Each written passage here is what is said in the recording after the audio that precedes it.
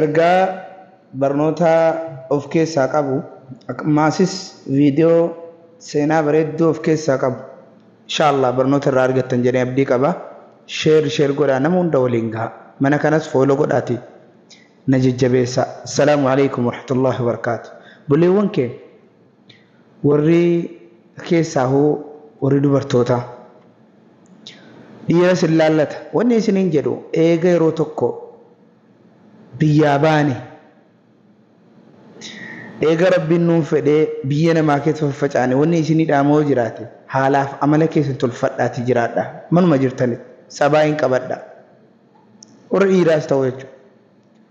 sabaayin qabadha. sabaayin waan hunda caala. kana keessaa tokko wanni isinii dhaamu yoo jiraatu waan isinitti himame hunda xayyib jedha waan wanni isaa isinii galee jechuudha. hattaa waan sana godhuu dadhabdan yeroodhaaf hin danda'u jettanii jecha guugaa kan namatti hin deebisina. jecha guugaa manni amaaraa maal jedha? ishi ibalxaal kashii jedhaame. ishi jechuun waa kumarra caala jedha. xayyibinuma jedha.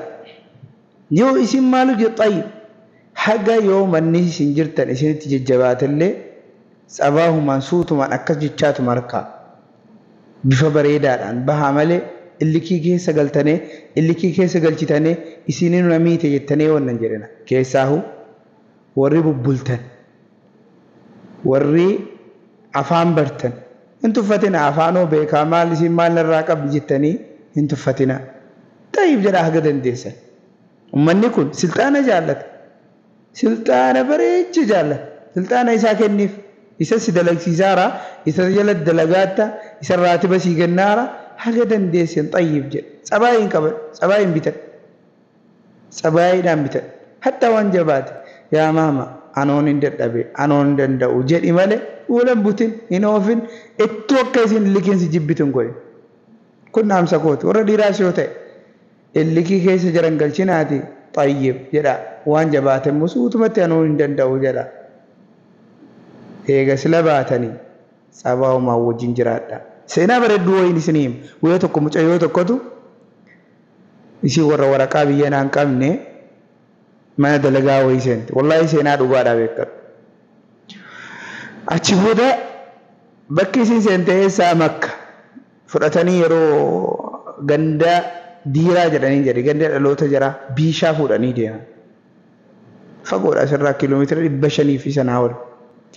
achi fudhatanii deemanii osuma dalagduu yeroo jarri tarii kanas dalagi kanas nabzaf manni keessa taa'amaan turre kun yoo dalagamu dalagaan isaan baay'ataami kanas dalag yeroo jarri jechaa jiran jarri birrii ofii ilaalanii beekan.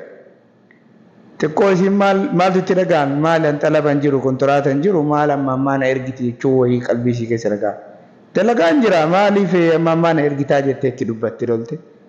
anatti dubbatte anamatti sagalee ol fuutee jettee bakkuma sanatti baay'attee ariyatte.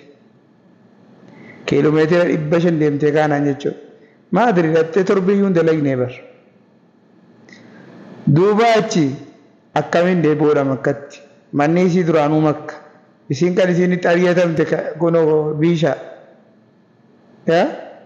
mishwaarii lafaa maddabame 1,500 akkasii birrii guddaadhaan fide jechuudha. kan isin dalagde kisaaraa ta'e. kun sababni maal? sababa arraba waan itti man fudhachuu didanii itti deddeebisuuti. anuu afaanin beekaa anuu haasaanin beekaa maal fiddiisan jechuudha. silaa dursanii yaadu amma osoo isin ganna baafte akkamitti taadhanii yaadu. saniif bakka dhaxxanitti haga dandeessan sabaahiidhaan baha. sabaahiidhaan mucayyoo tokko nan beeka mana dalagaa wayii seentee dalagaan itti ulfaatee bahuutti illee akka dhabdee dhumarratti illikii keessa galuun illee bareeda miti. mana maltee abbaan isiidhaa xiqqoo du'ane beeka.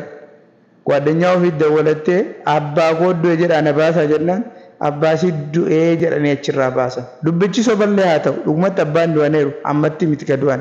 soballee haa ta'u malee hikmaadhaan achi bahuunsii gaarii miidhaadhaas irra hin geenyeeti. mala malattee bakka hamaa tokko bahuun bareeda jechuudha.